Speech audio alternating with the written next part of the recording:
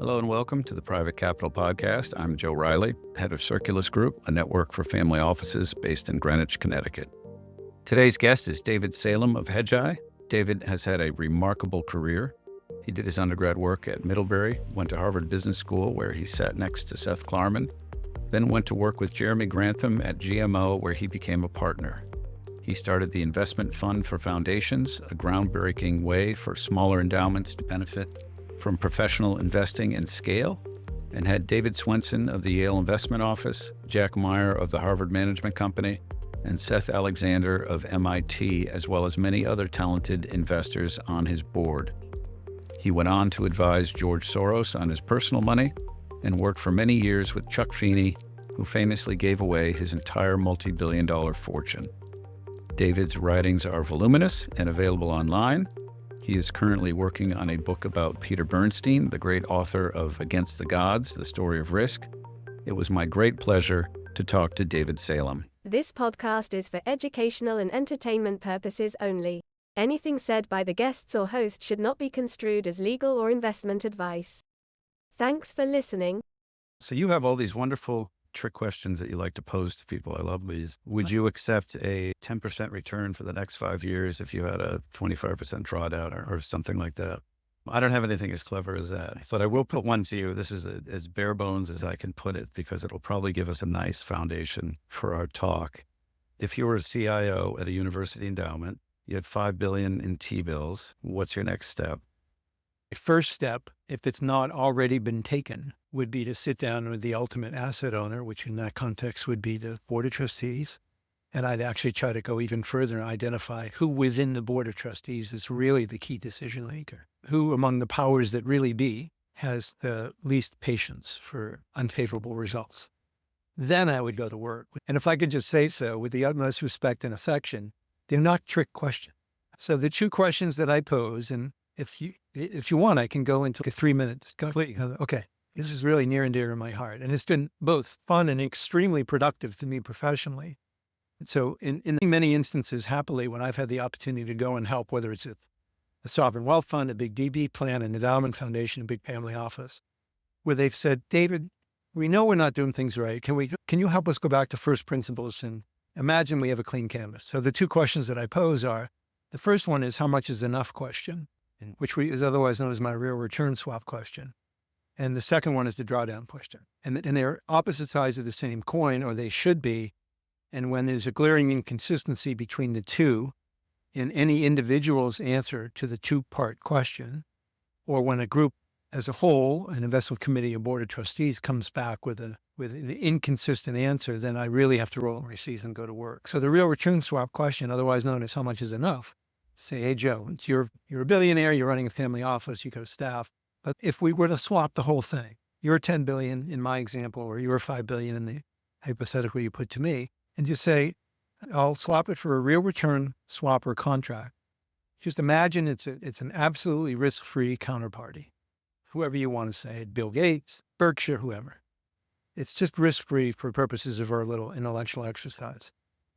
How much would you be willing to take? Mindful that you will never get less than that, but you'll never get more than that either. And I know you and I both know enough about capitalism that if you were running a $5 billion endowment or $10 billion family office, and I offered you a truly risk-free 1% real return swap, every single year you're going to get 1%. But which, by the way, you can do from Uncle Sam now in the TIPS market, although it's not a perpetual contract, but you can get more than 1% from Uncle Sam based on U.S. CPI inflation. But most people, sensible people, would not settle for 1%. Conversely, most sensible people would not hold out for 30% real because the greatest investors in the world, not excluding Jim Simons at Rentec, have not done that. Rentec will give them credit for maybe 30 net over many years. Net of inflation, we'll call it over that 30-year span, it's been about 5. So that's a 25% real return. But boy, that's the very top of the heap. Buffett's not gotten close to that. So that's the real return question. And then separately, particularly in a university context or that of an endowed charity, which is relying on its endowment for an important part of its budget, I want to say how big a drawdown is too big because it flows through the spending formula. And we're going to withdraw on average 5% of a 12-quarter moving average. That's a typical spending formula in an endowed charity. But if the denominator against which you're applying the 5% payout rate, the 12-quarter moving average, goes from making it up $1 billion in one fiscal year, and it's down to $400 million 3 fiscal years later, and you're the president or the CFO, you have a really big problem, particularly if you've let the tenured faculty payroll, all the other programs. I don't mean to pick unduly on tenured faculty, except that you can't fire them. You can't reduce their salary at that point.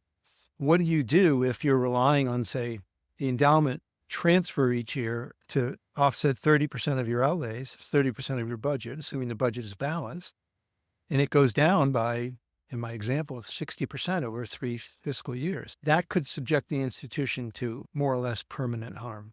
Certainly, if you lay off tenured faculty and you get sued by the AAUP, can happen. Middlebury had this to a very minor degree when things got really bad in 90, 91, and to a much lesser extent in 2000, 2001, 2002, because it's a really small community. It's a kind of a one-company town. All right, do we start to lay off staff? Are we really going to lay off staff that have worked for the college for 25 years? All right, what can we do? And it was actually in that context that I had the privilege in 2003 and 2004 of actually doing this exercise with the Middlebury Board of Trustees and Investment Committee from first principles. That's what they could see in the rearview mirror.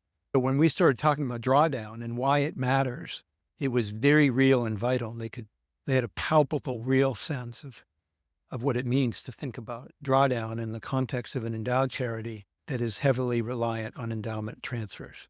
By the way, David, to his credit, as you probably know, when he got to Yale, I can't remember the exact number, but those transfers into the budget at Yale each year were like 16, 17%. And through both the flow of new money into the endowment that we talked about a few minutes earlier, and really good investment performance, when his tenure sadly ended at his untimely passing, I think it was close to, certainly north of 35%. And it's a paradoxical question that then gets raised. Be careful what you wish for. Is it better to have a university that has a big enough endowment that it can offset 40% of the budgetary outlays? Or is it better to have one that's 4% of the budget? So now 40 is a lot better, because I guess it's better if it's a bigger endowment, right? But then it's presuming that you're trying to manage the endowment to maintain, maybe even enhance purchasing power over time. You're going to subject yourselves to the cyclicality of capitalism. And how do you manage that when it's 40% of the budget instead of 4%? Not a big deal if 4% of the budget contracts by 40% over a 3-year period, but a really big deal if 40% of the budget contracts by the same magnitude over 3 fiscal years. So I'm embarrassed to ask this, but when does the contribution actually hit the P&L or the balance sheet at the endowment? I like to say about almost every aspect of my work, every generalization is false. Have you ever gotten a phone call from either a volunteer or a paid staffer on, say, 6 p.m. on June 29th? And the answer is probably yes. And the reason is because their fiscal year ends on June 30, and they're shaking the trees in a typical way. We only have 24 hours. You have a goal. We have a match, what have you. So if you write out a check on June 28th and they run it to the bank and they cash it, it could conceivably actually, and it's, by the way, and it's designated by you, maybe, okay, I'll give you $1 million. I want half to go to the annual fund and half to the endowment, or name something, chemistry department or new footballs or whatever. Football is a bad example because that's not an endowment. It could go to helping repair the football stadium, in which case it might go. Probably not, but you get the point. So it could show up in the coffers that Jack, in his former role as head of the Harvard Endowment and David at Yale, is seeing on the balance sheet of the endowment 2 days later. That would be very unlikely. It's usually quite a lag, right? But you mentioned P&L. So obviously with not-for-profit accounting, it's not exactly with a for-profit company operating pursuant to GAAP accounting principles, but it's similar. So you've got the equivalent of a P&L or income statement. You've got a statement of financial condition, you've got a balance sheet. So your question is, if it's an annual fund gift, that goes into the annual operating budget, how long does that take to get into the reported budget? And I can assure you with 99% confidence, if you write in a check to Harvard on June 29th as an annual fund gift for fiscal year 2025, and it's June 29th of 2025, that will get picked up by the accountants when they release the official financial statements for that fiscal year later in the year, September, October. Like right now, we're getting the reported annual returns of the major endowments, all endowments, universities and colleges, for the fiscal year that in most cases, not all, but most cases ended on June 30, 2024. Carvage number was what, 934 or something.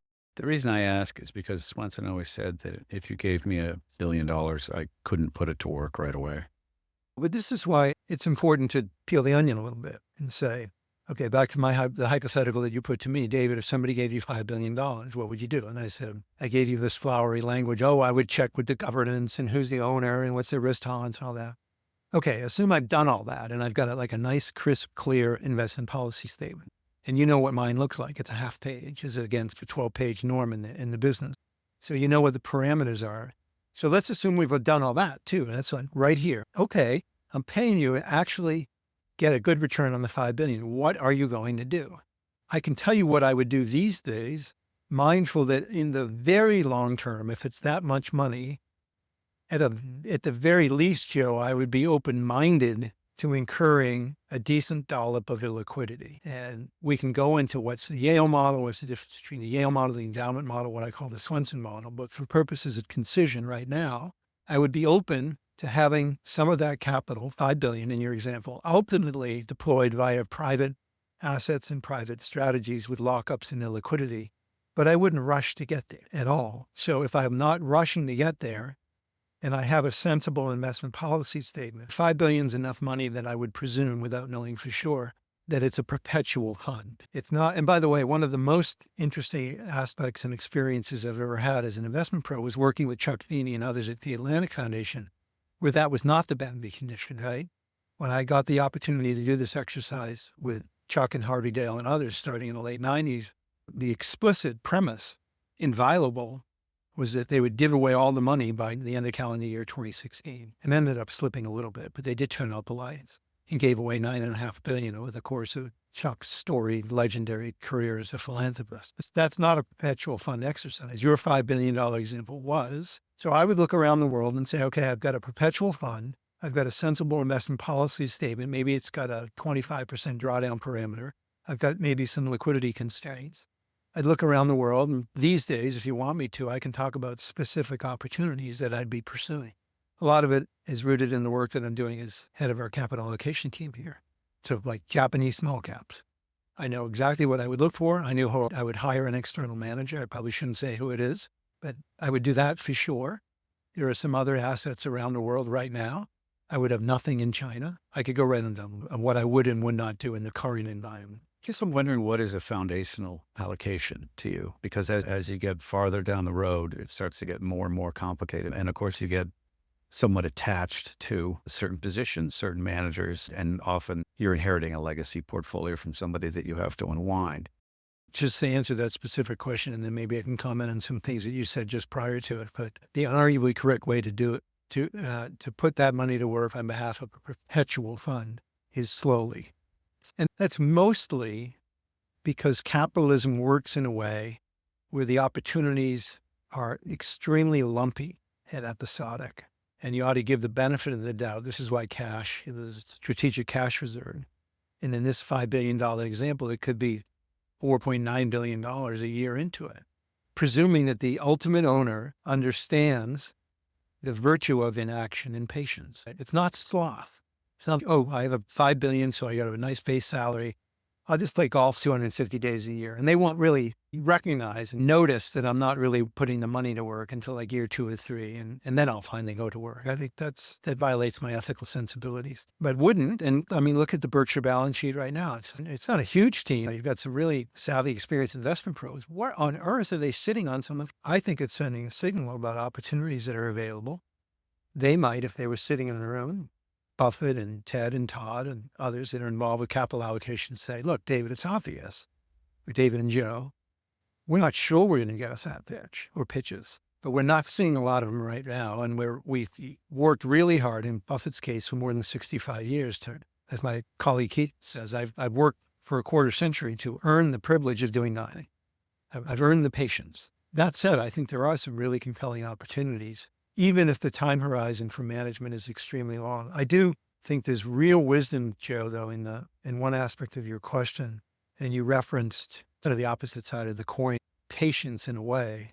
I don't think people that take over fully invested portfolios, particularly those that have underperformed to a degree that caused the personnel turnover that has put a newly crowned CIO into his or her seat. And that was true for Swensen. That's why they hired a young 31-year-old with no direct investment experience, because what they saw in the rearview mirror was pretty ugly.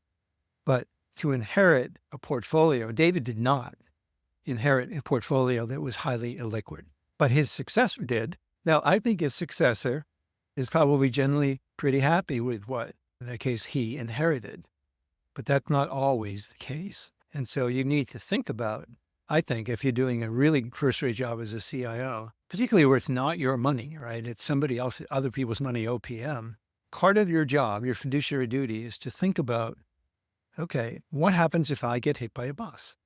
It's not just, is there a designated deputy that could take over somebody who, like me, hopefully, as CIO, I know what I own and I own what I know.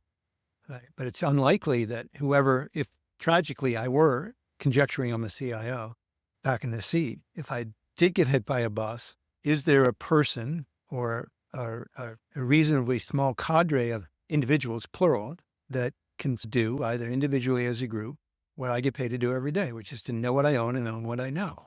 And before I write out a check, particularly to an illiquid commitment of any kind, I ought to ensure that there's somehow, some way, an avenue for the organization or family from whom we're managing capital to do at least adequately well if something happens to me. Do you think an early interest in baseball is a good indicator in a fund manager's baseball stats, particularly? It's amazing you asked that, because you have no idea that when I got here very early this morning, one of our many energetic, very able colleagues came over and said, David, we do a daily publication called The Early Load. Keith usually writes it. And he said, very seriously, can you write the one for Friday? And here it's Wednesday morning. And I have an incredibly crowded calendar, happily for me, today, tonight, and all day tomorrow, and tomorrow night. But I thought, wait a minute. I'd say, wait a minute. Wait a minute. Friday is the first day of the World Series. Okay. And I know, because I wrote it some years ago, I wrote an essay once comparing wins above replacement, which was just then coming into vogue as like the dominant all-purpose stat in baseball. Mm-hmm. And we don't need to go in for your podcast listeners that maybe we don't want them turning off the podcast, right? What is WAR? That's the acronym, wins above replacement, WAR. And I wrote an essay comparing it to the single best formulated and most craftily implemented metric I've ever seen for measuring the evolving condition of a permanent pool of capital. And I'll give a shout out to him. It was an approach that Jim Garland fashioned working with the Jeffrey family in Columbus, Ohio. And I got to know Jim and some members of the family. And Jim called it fecundity, which has got an agricultural root. Here's a field that's, it's 100 acres. How fecund is it? How much corn or soybean will it produce sustainably? So if you look at portfolio, you can say, how is the Yale Endowment or the Smith family office doing? That's easy. We'll just go to Northern Trust or State Street. They're the custodian, and we'll please hand us the report. And we'll give us monthly, quarterly, annual performance of the pool and of relevant benchmarks. And that's how we'll decide what it's doing. That's what most people do. And until WAR came along and Bill James really populated it and got, obviously, first the Oakland A's through the Moneyball crowd, Billy Beane, and then when he got hired famously and happily by the Post Sox in 2002, when it took us 2 years to finally win a World Series for the first time in 86 years in the fall of 2004. But WAR played an important point and an important role in constituting the teams that ended up in the Red Sox case winning in 04, 07, 2013, and 2018. So the World Series starts this coming Friday. And my essay that I'm going to publish, because I finally probably foolishly agreed to do it, probably because I have it half written already, gets right back to your question, is an early understanding or an understanding at any age of baseball. And I would say, yeah, particularly as we sit here, and thank you for coming and doing this in our studio today. As I like to say, Hedgeye is emphatically, unqualifiedly, happily, a data rather than narrative-driven team. And that was the essence of the Moneyball breakthrough, right? Stop looking at guys who are like 6'5", handsome as all get out, bright white teeth, beautiful blonde hair, and they look the role and saying, there's our first round draft choice. Let's just ignore all that confirmation and anchoring bias and look at the stats.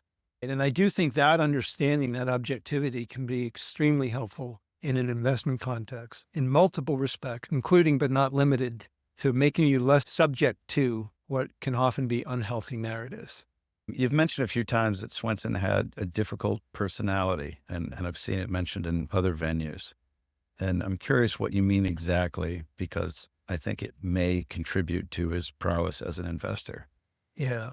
I like to quote Shakespeare in Romeo and Juliet. So, right, everyone's vices are their virtues taken to an extreme. I think that's true of all of us. I think it's true of many organizations. And David was a human being, so it's true for him too. So he was extremely competitive, acutely. I think he recognized that some of his competitiveness was rooted in the word of the English language that comes closest or immediately to my mind is like secrecy. So like full transparency to Charlie Ellis and others on the investment committee and maybe to the powers that be at Yale, but nobody else needs to know what we're doing here.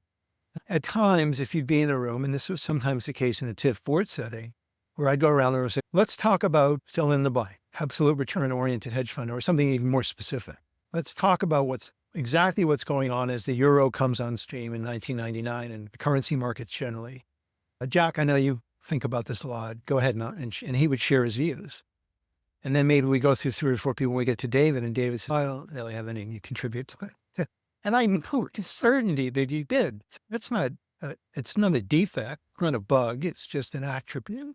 But David was intensely competitive, and I saw it over and over again. And generally, I think it was a strength rather than a weakness, but he was that way. And I think it was also, and there are people like us, and I'm saying this as somebody who has unqualified respect for David as an investment professional and for many of his achievements just as a human being outside of the narrow investment context. But he didn't ever, I think, get to the point, and I fervently pray many days that the good Lord would have given him another few decades, to the point that I call grace, which is understanding that I, David Swensen, not putting myself in this bucket, had done something quite extraordinary. And I'm not going to rest on my laurels. I might keep working for another decade or two. Buffett's obviously now in his 10th decade, whatever, 6th decade of running Berkshire. But I'm going to have a different view of the metrics that I want to ultimately use to gauge the entirety of my career. And every now and then you'll run into people. I've worked with a couple of like university presidents. I won't name them by name, that you could just sense when you're with them that they had that sense of inner grace and inner peace. I did the best I could. You do see with, I think Federer's, I've never met the man, right? I've been in a room with him, but never met him. And many people have been in the room with him because you've had a big stadia as well. But I think he telegraphs that grace, Joe, if you know what I'm referring to. Yeah, I never got that sense being with David. By the way, I will say I get it when I'm with Jack Meyer, and one of the very few people in our business which can be intensely competitive. That's like that. So I don't want to be overly critical of David. And maybe I'll close the comment by saying he was just an extraordinary teacher. So he was a mentor to me. I was never a student in his class. A couple times I went down and like air quotes taught the class. The last 20 minutes, he said, I brought the guy from GMO in, or the guy from TIF. He's going to tell you a few things about what he's learned or something. Very modest exercise. But I felt like I was a student in David's class for decades because I would sit there and ask questions. Tell me more about what you're doing. Do you think you need a certain ruthlessness about the truth if you're managing a portfolio? Yeah, in fact, I would put it probably, you know me, I'm a big fan of rank ordering everything. And I know I can be insufferably pedantic about it, but if you said rank the human attributes that are required for long-term investment success, that you just identified in the question of ruthless pursuit of the truth would be number one, no close second. None. But it's truthfulness in 2 respects. It's a relentless drive for a truthful understanding of what's going on in the world.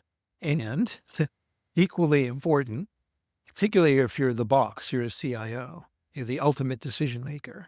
It's truthfulness about yourself. What are my strengths? What are my weaknesses? Can they be overcome? Can they be mitigated over time through hard work, through therapy, through training, through having colleagues around me? I could go on and on. But yeah, you absolutely have to have that. I think if you look around the world and look through the history of professional investing, you might identify isolated instances where you can't like plausibly say that person was ruthlessly honest. But in most such cases, at least by my lights, it's because they benefited hugely from luck rather than skill. Just being in the right place at the right time. So character is very important to you in selecting a manager. You often note that you wouldn't invest in someone who throws their golf clubs. Certainly, gentlemanly traits are preferred in people you have to work with and trust. But the last 30, 40 years has seen the rise of the scrappy, the pointy, and the intense, delivering great performance. Steve Jobs was not a money manager, but the idea that you're allowed to be difficult as long as you deliver has shaped the conversation. Paul Cabot from Harvard was very well known to be profane. Do you make room for the difficult?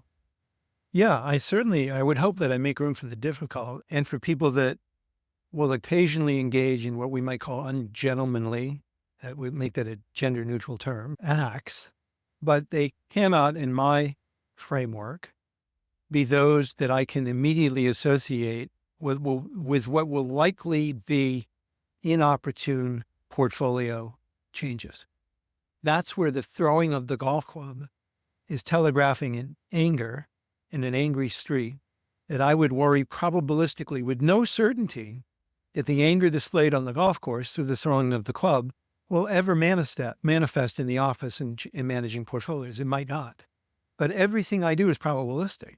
Mm-hmm. So I'm just not willing to run the risk. That kind of form of Russian roulette displayed on the golf course will also be manifest in managing any money over which I have any kind of direct or indirect responsibility. Make sense? Yes. One of my biggest fears has always been a well-disguised recklessness. Yeah. If I can just add what I think is a really interesting corollary of that, I said, I think as a result of that unarguable fact, many actually allocators and fiduciaries end up with overly diversified portfolios. As they say, precisely because of what you just said, I won't repeat it, but I can really be absolutely certain that under crisis conditions, Joe will perform exactly as I would hope. So I'll hire 20 Joes. Just this thing. And among other things, and this is one of the cardinal defects of today's archetypical big institutional investment program, it inhibits netting. So if I'm running CalPERS and I say, as some of the folks running it have foolishly over the years, okay, we need to have 60 billion in private stuff and 30 billion in private equity, traditionally defined. But for those and other reasons, instead of writing out $5 billion checks, we're going to write out 300 checks that in the aggregate add up, get us to the 30 billion.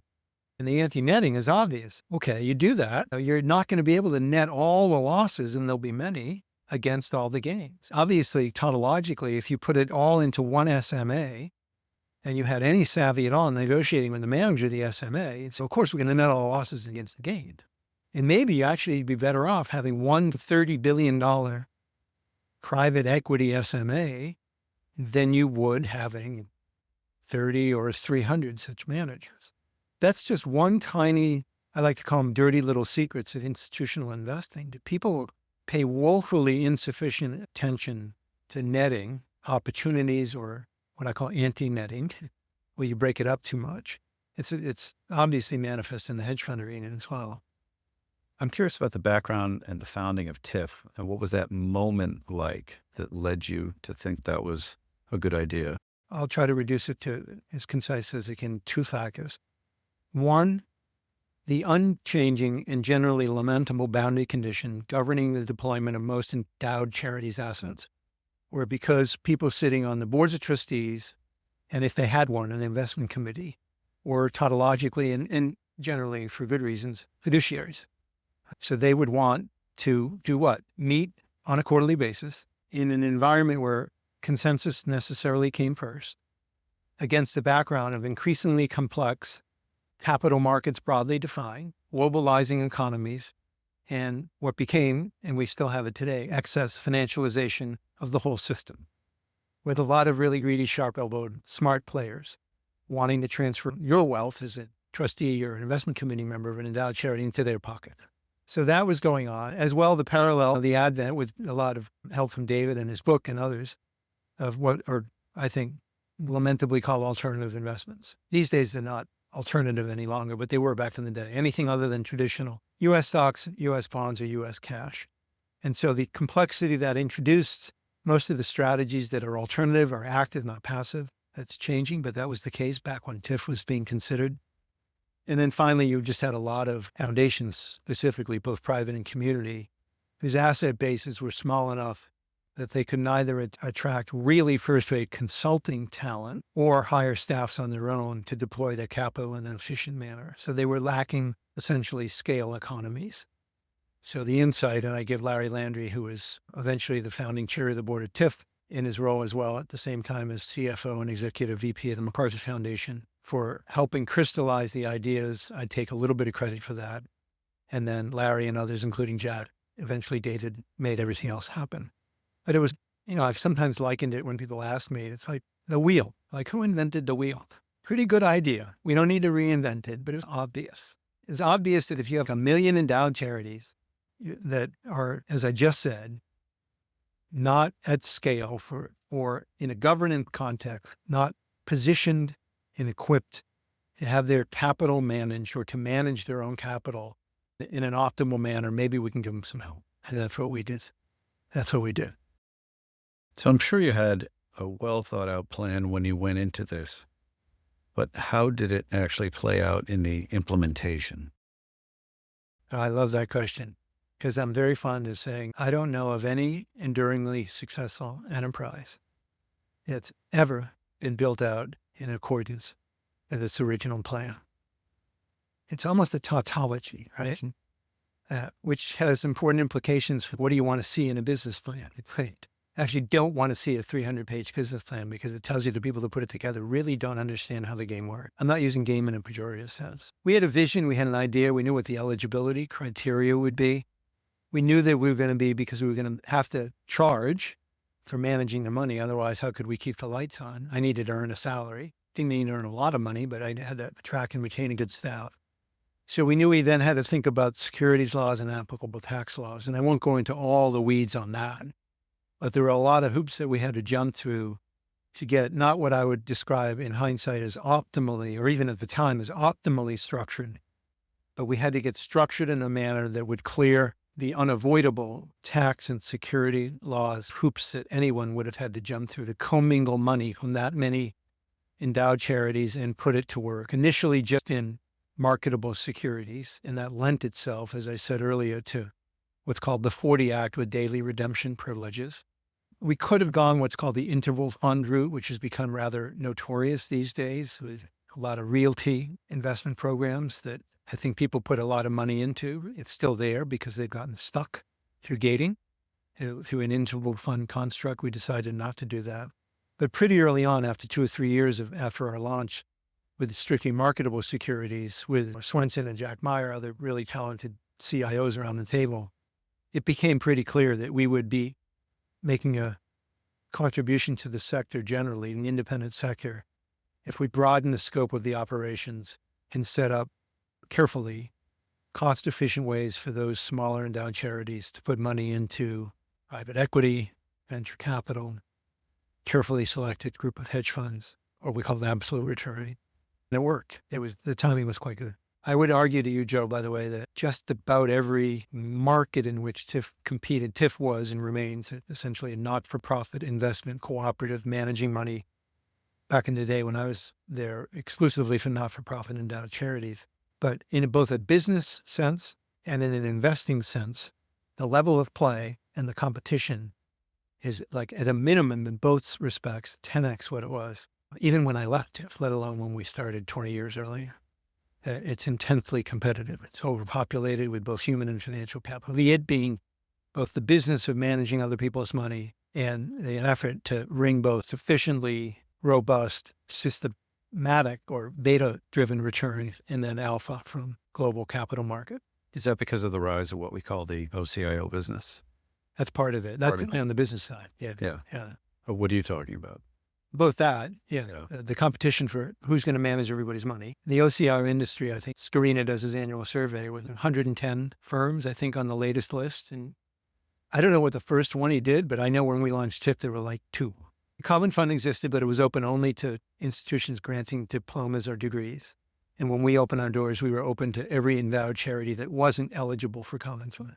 There was no overlap in the membership base. And there were a few other entities. And obviously, the bankers at JP Morgan or Goldman Sachs or Julius Baer, if we go to private banks in Switzerland, we're always delighted to welcome you if you have a private foundation or family fortune particularly an endowed charity, they were delighted to manage money for you. So that competition was there well before TIF launched or before Hilda Ochoa launched Strategic by taking the World Bank pension plan and outsourcing it and going herself to run it. I consider her the OG of OCIO because she's the first recorded instance that came across my consciousness of somebody actually doing it. We weren't that many years behind her, but we were certainly not the first. But it's gotten intensely competitive and overcrowded in my judgment. So Jack Meyer and David Swensen were on your investment committee at TIF. Could you talk about what they were like as advisors versus CIOs, and how are the two men, the two very talented investors, different? Yeah, actually, important to me, maybe not to you or your audience, but we never had an investment committee. What did you call it? Yeah, we called it the board. Okay. Yeah, we didn't have an audit committee for externally imposed reasons. And how many people were on it? I'm semi-dodging a lot of your questions because it gives me a chance to just say things that I think is fun for me to voice. Please. So the ideal investment committee has how many members? How many? If you say, generally speaking, how many? The ideal committee comprises how many individuals? 12. 3. Right. I can prove it to you almost mathematically. We had more than 3, right? But I wanted to keep it within reasonable limits for 2 reasons. It gets unmanageable, both logistics and when you got 20 people around the table, an enlightened person like Jack Meyer, who's polite and gentlemanly, as we discussed, if he puts his hand to make a comment, he's not going to talk for 10 minutes, even though I might want to hear from him for 10 minutes because he's doing the math and he's, I have one comment. I guess David wants to hear from 20 of us. And I can see he's got 40 minutes allocated on the calendar for Dave in this topic, so I better limit it to 30 seconds. The logistics, obvious, where you have meetings and when, that's a problem. The airtime problem is an issue, but also the confidentiality thing that I referred to earlier. I tried to keep it at maybe 8 to 10, 12 at the most, I think, as we ever had when I was in the seat that I was in, seats plural, CEO and CIO at TIF. So that's the comment about committee size or board size. I often say the most successful investment committee of all time, actually, they both worked from home, right? Buffett was in Omaha and Charlie was in Pasadena, and they saw each other infrequently, and they were 1,800 miles away, and it's 2 guys, 2 people, we'll call it gender neutral. That worked pretty well. Now, specifically, what were they like as investors was your specific question. I actually think this is quite interesting because both when they took over, David in May of 85 and Jack in July of 1990, had pots of money big enough to do really interesting things. As I've argued publicly and privately, Jack's pot the day he arrived in 1990 was roughly 65% bigger than David's pot was on the day that Jack arrived at Harvard. So they overlapped for 15 years, but David had been in the seat for 5 years when Jack took over as a Harvard endowment. That's a pretty big handicap. But I think Jack had a really powerful insight that was immensely profitable for Harvard until he left. And that was that we have basically the best credit rating in the world. So we'll have the lowest financing costs on average of anyone. I'm not sure that's still the case. It might not be, but I think it was a sound assumption back then. But can I find the talent and unavoidably pay them a lot if, but only if they actually deliver the goods through a carry mechanism? And we can put together a structure within the Harvard endowment, which is essentially portable alpha, and that's what we would call it today. Arbitrage trades where we can use synthetics and overlays to maintain the general and larger asset class allocations that we want while still generating a lot of alpha, maybe even enough alpha through this internal alpha engine, what eventually became convexity when that team spun off in 2006. Can we do that in a way that probabilistically gives us a better chance of wringing alpha out of global capital markets than would incrementally for every dollar or many millions of dollars deployed in the portable alpha engine, probabilistically more than if we just kept it in, say, U.S. domestic stocks and tried to beat the S&P 500, which in modern investment jargon is called alpha. So it was a different way of wringing alpha. And it required really good, sound operations team, accounting team, and obviously investment talent, along with a structure that enabled Harvard during that tenure that Jack had, very successful, to actually achieve those relatively low and absolutely low borrowing costs that made the whole exercise work. A lot of the money was managed internally. It had some external managers, but a lot done internally.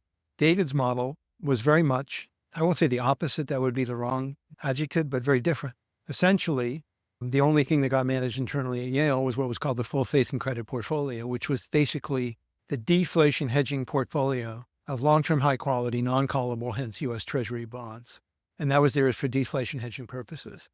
And it really, the most conspicuous manifestation of the multi-year turn from what Yale had done prior to David's arrival to the full flowering of the Swensen model, as I like to call it, with the publication of the book 15 years later in May of 2000, was the diminution in the allocation to bonds, the introduction and expansion of the absolute return portfolio, and of course, famously, a lot of the illiquid stuff. And that approach, which relied very heavily on external managers. And by the way, I would say to David's great credit, a manageable, hence relatively concentrated roster of external managers, where David could look himself in the mirror or his board and investment committee members every night and say, I know what I own and I own what I know, a prerequisite for long-term investment success.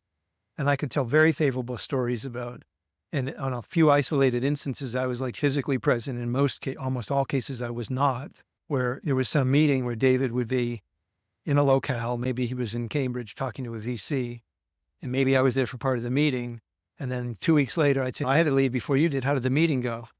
He said, well, we actually went to such and such a restaurant, and then we went up across the street for drinks. And yeah, we were up till 3 a.m. comparing notes, but I feel like I learned a lot about the team. He did that routinely and because he was like to drink.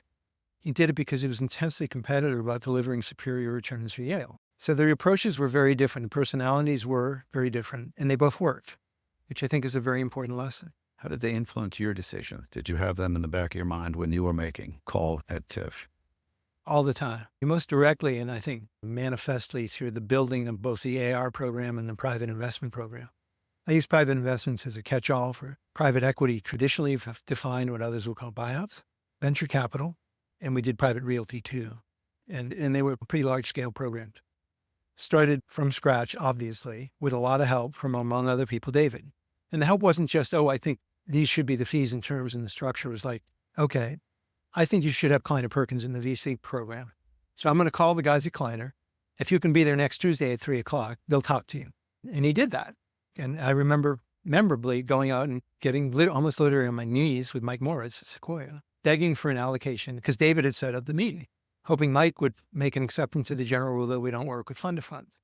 Had a great conversation, at the end of which Mike looked at me and said, it's really been fun comparing notes with you, David, but you're not in. You know why I had that rule?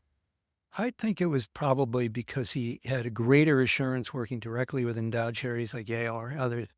It'd be less turnover in the seats and more permanence in the relationship. Anybody can, tragically, David's no longer in his seat. I think if he were still alive, he would still be in his seat, but you get the point. That kind of degree of continuity. With Jack, very different lessons. From day one, right through the end of my tenure, we did a lot of internal, I won't call it trading, sounds like it was rapid turnover. But we did a lot of internal management, as that term has come to be used in our business. Direct control over cash securities or derivatives. And we did a lot of that, not because we were gunslingers. In almost every case, we were using it to mitigate rather than increase risk. In some cases, we were using it to overlay uninvested cash within a relative return program like a U.S. equity fund. It was rigorously benchmarked. So I would talk to Jack often about, okay, we're doing this ISDA or that ISDA, or we've got to have this relationship. Well, who do you think we should go to get the most cost-effective treatment? And that was extremely helpful because they were doing an enormous amount of that at Harvard. In the 90s, Jack Meyer was a bit of a rock star in Cambridge. He was like a winning Crimson quarterback. What do you make of the whole situation? Maybe we can talk a little bit about the tension of in-house versus outsourcing and the compensation issue. I'm going to qualify what I'm about to say by indicating very clearly that what I'm about to convey is my own opinion, which I'm carefully labeling as, it's just thoughts I've formed over the year. Point number one, because I had a kind of a front row seat to what was going on, I didn't work at Harvard Management, but I knew Jack pretty well. We've talked a lot. We traveled frequently together. And I got to know who eventually became what I call the diaspora.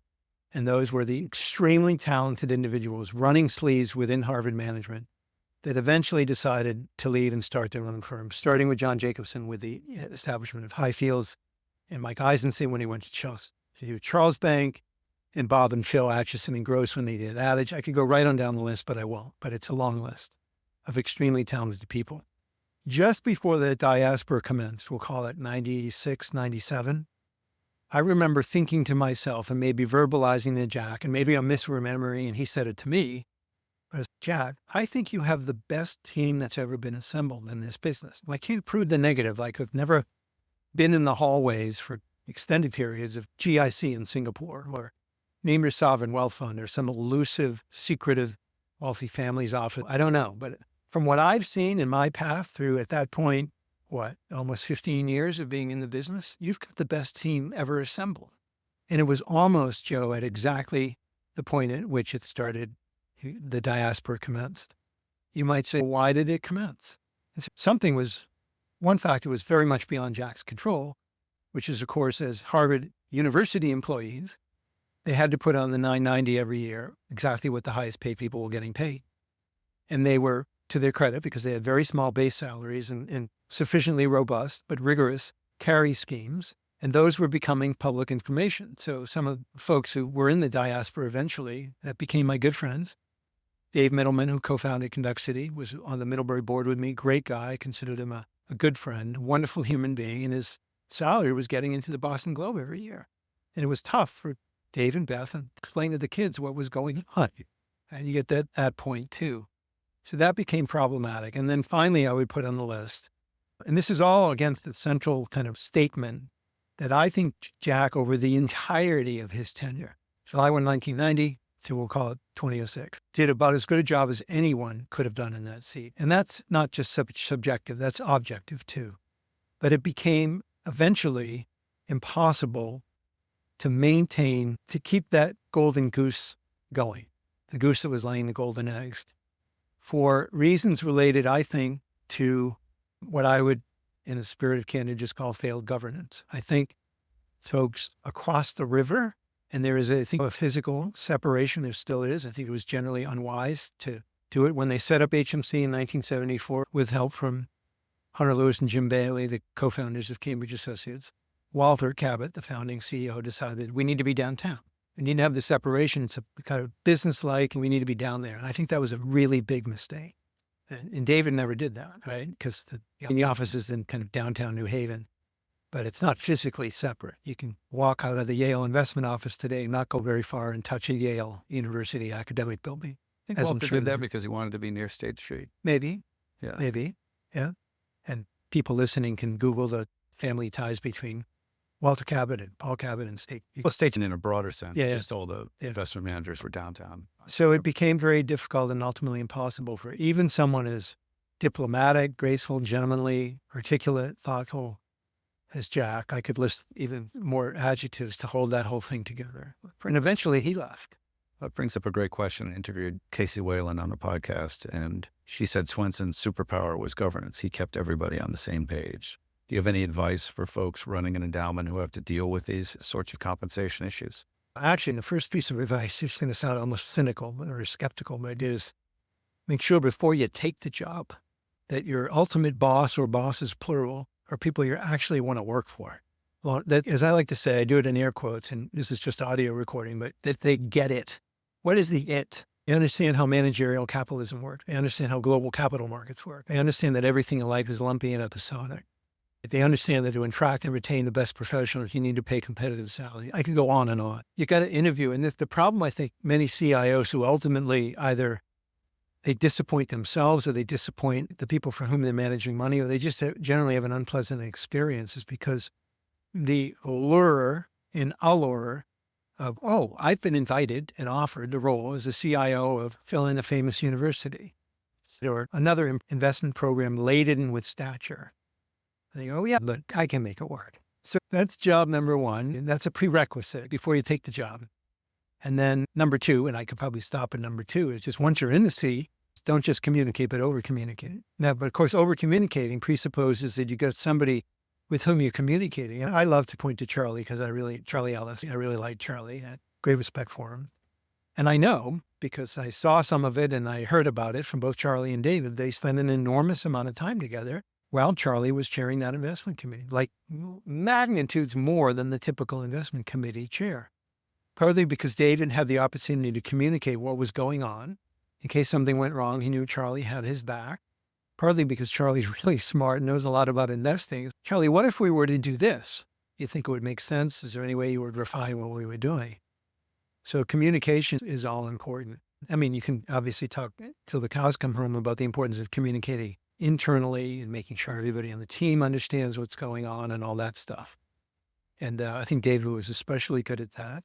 Jack was pretty good at it. Jack was a little trickier because the comp schemes that enabled him to attract and retain world-class talent were necessarily idiosyncratically engineered to suit the portion of global capital markets in which the investment pro being compensated was active. So maybe it's high yield bonds and Tim Peterson. Maybe it's Mike Isaacson and his team in realty. What you don't want to do if you're the CIO of a construct like that is to force Tim Peterson, who's managing high yield, and Mike Isaacson, who's doing realty, and maybe back in the day, Scott Sperling's doing private, and say, you guys, I need for you to give every Monday, all day, to a group meeting, only 3% of which is going to help you add value in your sector. And you're being paid to add alpha within your sector. But nonetheless, I want you to be in team meetings that last an entire day or even an entire morning. Whereas David, it was more of a generalist exercise with important qualifications, where it made more sense to have a lot more internal communication. You and I met at a Seth Klarman talk. What have you learned over the years from your former classmate? I have unqualified respect and affection for Seth. So the first comment is going to sound like, that's not consistent with what you just said. I've learned how difficult it is, even if you are demonstrably, manifestly, conspicuously, verifiably one of the best investors of all time, how difficult it is to get people, your client, your investors, to be patient. Seth had some fallow periods, right? And of course, his brilliance, as with Jack, we just discussed it, so I won't go on at length about it. He's, among other things, he's just a great communicator, orally and in writing.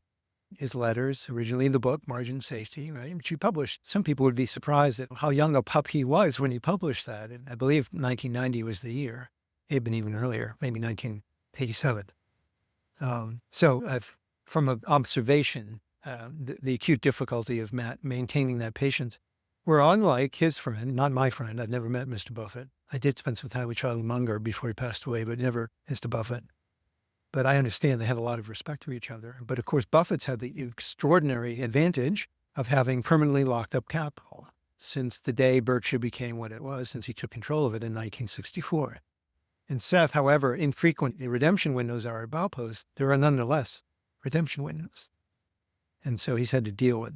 Yeah. What else have I learned from Seth? Obvious lessons like the importance of patience, the extreme utility of cash, the instances in Seth's career where I think he's encountered or experienced or felt the most pressure from his clients were almost without exception, I believe, instances where the cash was providing a big drag on performance, where other forms of investing were generating much higher rates of return.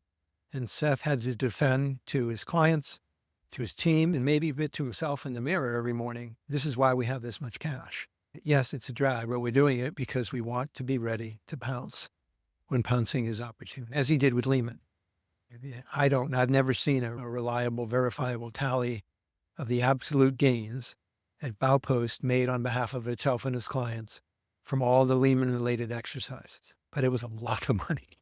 And it was both because Seth was willing to assemble and supervise and incentivize and occasionally discipline a team that had the horsepower to go in and do the requisite analysis on all the various Lehman-related paper, we'll call it. And he had the discipline to have both cash in hand and the capacity to call in more money from the sidelines from other investors when the Lehman opportunity arose, knowing that it was not going to be a quick turnaround. Right? For all I know, I really have no idea. There may be Lehman-related papers still in the Baupost main fund. I'd actually be surprised if there weren't, but I honestly don't know, and I haven't asked Seth. I've actually never asked him that question. Knowing him all these years, what do you feel like his edge is? Independent thinking and patience and an incredibly keen intellect and very competitive. He's very, I think commendably, I saw Seth when we were in graduate school together, so it was many years ago, but he was probably the most serious, if not stern, human being in the room. Our professor, in that case, Jay Light, not accepted. Jay had a great sense of humor, actually, if you ever dealt with him, but this has a good sense of humor too, but it was like unsmiling from the moment the class commenced to the instant every single class for the entire semester ended. We're here to work. It's school, but it's work. And he knew, not young man in a hurry, the cliche, but young man, he had already, because he was a little bit older than some of us, because he had worked in Manhattan, right, for one of the great value investors of all time, Max Heine. He knew what he wanted to do. Some of us in the room maybe weren't quite certain what we wanted to do, although by the time the semester ended, I had a sense this is really interesting stuff. He definitely knew what he wanted to do at a time when most people didn't want to do what he was about to do. Who was Peter Bernstein and what did you learn from him? I had a great good fortune. We lost Peter in 2007, and I don't think the members of his family with whom I'm working, or like colleague Mike Costa, who was one of my key deputies, I'm now working on a Bernstein-related project, Joe, where in a single sentence, what we're trying to do, or certainly my animating motive, is to bring Peter back to life, right? So I was fortunate enough to get Peter's newsletter for many years. And then as I advanced in the profession, whether it was through CFA Institute or the Q Group or other means, cross paths with Peter. Somehow, some way, he got on the mailing list for all the stuff I was writing at TIFF. Not invariably, but more often than not, certainly towards the end of my tenure and the end of his life, I would get a wonderfully typed out, some cases handwritten letter critiquing what I had written. So I got to know Peter through that correspondence and just directly personally interacting with him. And what I learned from him, both through the newsletter and through the marvelous books that he wrote. People sometimes ask me, you probably get the same question, if you could just give someone one book as they launch a career in investing, what would be the book and why? And to me, no close second, it would be Against the Gods, the story of risk-taking, right? There are other great books by Peter, Capital Ideas, The Power of Gold. It's obviously the one about the Erie Canal and other things. But the newsletters together with the books and conversations gave me, and particularly in Peter's case, Joe, an acute appreciation for both almost the dignity, the virtue, and the importance of a willingness to change one's mind, particularly where in Peter's context, I guess he didn't have to, but he chose to do it publicly and visibly. And it's almost a cardinal virtue of investing, almost. And that takes extraordinary both self-confidence and courage and independence of thinking that are the hallmarks of all great investors. Great investors are those who have verifiably done it through luck and not skill. And Peter was with us for enough years, with enough writing and enough speeches and things, where we could see visibly and memorably, and I want to bring most of it back, he was assembling his IP in various ways that Mike and Peter's nephew, Peter Brodsky, and I are working on, so that younger people, like people sitting right here, in addition to saying to all the young people here, read Against the Gods, but also then hand them a lot more material and say, okay, you've started your tutorial from the late, great Peter Bernstein. He's available to give you a more extended tutorial. Here it is. But that requires a lot of curation. It will require some AI and some LLM work and digitization and some other things we have in mind. Ultimately, what I want to do, and Mike and I have already talked about it, and I desperately hope that no one listening to this steals our idea, because I'll sue your ass if you do. Although I'm not sure what legal standing I would have. It's just an ethical standing. But I want to produce what I call an intellectual biography of Peter Bernstein. We actually, Mike and I, on both his desk and mine, we have Paul Johnson's brief biography of Churchill. And I've read, I think, every Churchill biography that's available publicly, and it's the best one, and it's probably the shortest, because it's actually not chronological if you've read it. It's in our library right over here, by the way. Great book. And it's just, I'm going to present Churchill in like fewer than 200 pages, even though there are like 2 million pages written about him. But the only way I can do that is to talk about certain of Churchill's attributes and achievements in a non-chronological order. And that's what I want to do with Peter, because I think it's the best way to walk through his intellectual journey. I'm curious as how wisdom is passed down, and especially institutional wisdom. So I'll ask you your thoughts about Seth Alexander, one of Swensen's cubs, so to speak. I think Seth has done a phenomenal job. And to me, as an outsider, not having been inside the walls of Matimco, frankly, since it was set up, crossing paths with Seth every now and then. He was the chair of the TIFF board for my last 2 or 3 years in that seat, and I got to see him at work then. But when Seth took over as a very young guy, with very strong encouragement, I know it's no disparagement of Seth, to say that David said to MIT, you want somebody who's really good? Hire my guy Seth, and I'm willing to let him go. And he did. And same thing with Andy down at Princeton and Rob at Stanford and so forth. But Seth eventually came around to the point of view, which I think, I could be wrong, but was first articulated publicly in his 10-year anniversary letter in 2017. I keep it right on the desktop of my computer. And he said, basically, we think, the team here, that MIT would benefit in the long term if we got rid of the conventional asset allocation frameworks with the mins, norms, and maxes for specified asset classes. And we engaged in risk-taking from more of a bottom-up point of view. It's always having the right risk metrics and risk monitoring systems to ensure that we're not taking undue or poorly compensated risks. We're, of course, going to continue to do all that. But the animating framework is going to be quite different. And I think it took Seth a full 10 years of pretty good, solid returns. We're working with his trustees and investment committee, and the powers that be at MIT could say, can you please let me and my team, can you free us from those shackles? And I think that's wisdom, because your question was passing along wisdom. If that's the only kernel of wisdom that Seth passes on to both his successors whenever he's still a young guy. So I hope, if I were at MIT, I would hope he's in the seat for many years to come. But you can take that lesson and apply it more broadly. And I think he's done a very good job. I also think it's just conspicuous. I won't say to a fault, because I don't believe that, but Seth is an intensely private guy who has maintained an extraordinarily low profile in his current seat at MIT and the Timco. And there are, who knows, moving forward, if he's going to be compelled to modify that for reasons related to MIT and its evolving mission. It's obviously in recent years got a little trickier with a lot of pressures on CIO types to justify whether it's fossil fuel exposure or DEI or ESG related stuff. So CIOs in many of those seats have had to engage external constituencies in addition to the ones they've always had to serve dutifully, meeting investment committees and boards of trustees, other external constituencies.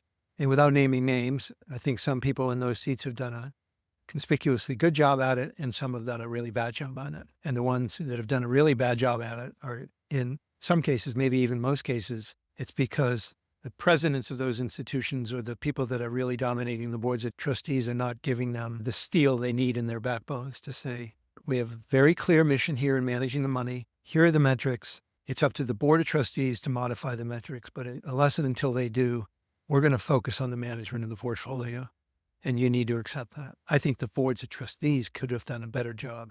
This is changing, right? As we speak, where particularly the major universities are saying, we're adopting a new policy. We're not going to take public stance as an institution on issues that are inherently political in nature. It's a very difficult line to draw. I think if we look in the rearview mirror now, we can look back over the last 5, 10, 15, 20 years and say, wherever you want to draw the line, there are a lot of endowed charities that have not drawn the line in an astute manner, and it's gotten them into big trouble. How did you folks manage that back in the apartheid days? Well, the endowed charities that I was interacting with leading up to Mandela's release in 1994, but from the start of my career until then, because you had the Sullivan principles and you had other ways of striking a balance. They were all very problematic, Joe, and none of them seemed to work. It was really a challenge of how do we got the least worst solution to that problem? And you had then, this is going to sound overly critical, maybe even overly political, but you had then second and lower order effects, which were very much unintended by the well-intentioned people who said, for example, we need to divest the university endowment of any companies that have operations in South Africa. That was the litmus test, right? And what many of those companies were forced to do, of course, is they had to sell because they didn't want to continuously undergo divestment and an increase in their cost of equity capital. So they sold their South African operations, and they sold it to people who couldn't care less about ESG and ethics, and then were operating, and often at fire sale prices, and often to the extreme detriment of the good South Africans, often Black South Africans, who were working in those companies, who got laid off, who got maltreated, and so forth. So that's the law of unintended consequences. You saw it obviously massively with fossil fuel divestment, where you can look back at individual instances of organized endowed charities. They divested fossil fuels. You could say, okay, they adopted the policy, the board approved it. They said by such and such a day, we need to be out. Start that date and bring it to today and ask yourself, has the energy sector as a whole outperformed or underperformed the sectors that they maintained exposure to while divesting? You get the point. And I'm sure many people listening to the podcast will get the point too. And obviously the Germans took it way overboard when they said in response to Fukushima, and the tragedy in Japan, were getting out of nukes altogether. Now they're paying a massive price for that. They're not even close to the point at which the big price tag they're paying for that is ended. So going back to South Africa and divestment, you strike the balance you can. And maybe, and this happened in some instances, you say, look, we deplore what's happening in South Africa, or we deplore back in the day what was happening in Northern Ireland that led to the McBride principles, or we deplore what's happening in tobacco. But we're going to manage the endowment in a manner that's constrained only by what we deem, and you might not accept it, to be strictly economic criteria. And in the case of the grant-making foundation, maybe if the pot of money that we're dispersing through grants grows ever larger, we can use some of it, maybe even all of it, to mitigate the problems that you're pointing to when telling us we should get rid of fossil fuel stocks. And you can do the math. The reason they don't have a massive internal grant-making program in Berkshire, he says, we'll just compound the capital. And if people, including myself, Warren Buffett, want to be philanthropic, they can peel off Berkshire shares and sell them tax sensitively, give them to an endowed charity. In his case, a lot went to the Gates Foundation, take the tax deduction and try to make the world a better place that way. I don't have a real problem in trying to do it within the organization. I just have a real problem with almost every effort I've seen where they actually attempted to do. So I saved the best for last. What do taxable investors get wrong about the Swensen model? Well, it's quite interesting that first, a couple comments real quick. First, of course, David wrote a book, right? He wrote 2 books. The second book was about that. If you're managing taxable money or your own money as an individual, how much of what I wrote about in the first book can you actually do on your behalf? And the answer was basically nothing. So he punted. That was before, second point, ETFs came to eat the world. And we all quote Andreessen's famous, but software is eating the world. ETFs are really and truly eating the world. And they should, unless and until they change the tax treatment, because you get to defer them. If I were managing taxable wealth, which I have obviously am with my own family's capital, although I have most of it managed by an outsider to avoid conflicts of interest around here. But to the extent there's any money that I control directly in ETFs, it's a very tax-sensitive way of going about it. The third point is, of course, what can you do with an ETF to gain exposure to the, others call them alternative strategies, but the strategies that Swensen and others after him dialed into major endowments that were not being utilized by those endowments in the main when David started his career in 1985. Private equity, private realty, some forms of hedge fund investing, early stage venture, infrastructure, which I don't regard as an asset class, but the list goes on and what people broadly call alts. And the answer is it's very difficult to do because a lot of them, to do well, they have to be in structures that provide not permanence of capital, but an extremely long lockup. And under the current with some exception, for all the benefits you gain as a taxable investor by putting things through an ETF structure, you forfeit, I think, the advantages inherent in a structure that was designed from first principles to accommodate exclusively private or non-public, non-marketable investments. So I think it's really hard to do. I don't know if we want time to go into something that I just published over the weekend about it, but I'm just finishing my answer to your question, right?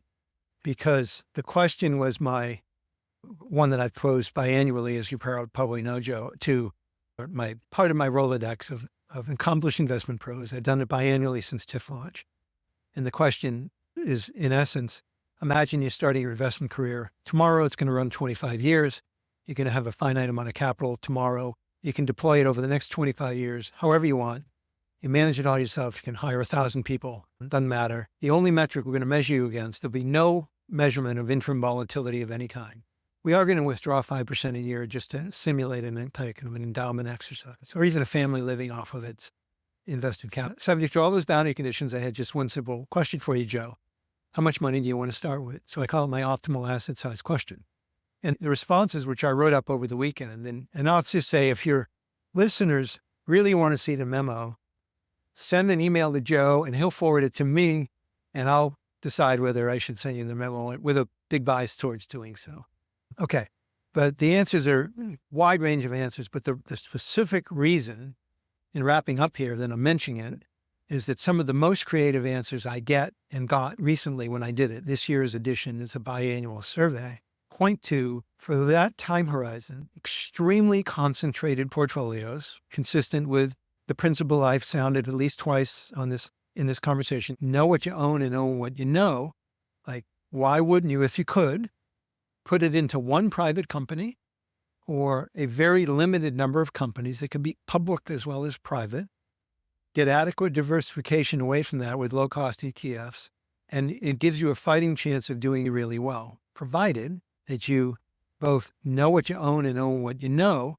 And because you know what you own, you will hopefully be very judicious, selective, and successful in identifying those rare crown jewels that you can buy and hold for a very long term. Favorable tax consequences, because of course an ETF can help you defer taxation. But if you get a big buildup of the NAV during the period in which you own a share of an ETF, when you sell it, you're subject, depending on the holding period, to either short-term gain or long-term gain. And if I had to make one political bet among any, I'd say that given where we are as a country and where we're likely headed, probably tax rates that Uncle Sam and other states claim on gains, whether short-term or long-term, are going up, not down, for individual. And the wealthier you are, the higher that rate's going to be. I desperately hope we never have a tax on unrealized gains, because I think it's wildly unworkable. I'm sure you would agree. It makes no sense whatsoever. So I hope we never get to that. David Salem, thank you so much for joining us and sharing your insights today. Sure, my great pleasure. Thanks for coming in and doing this. Really enjoyed it. Thanks for listening. If you enjoyed the podcast, please leave us a review on Apple Podcasts or share it with your friends. Thank you.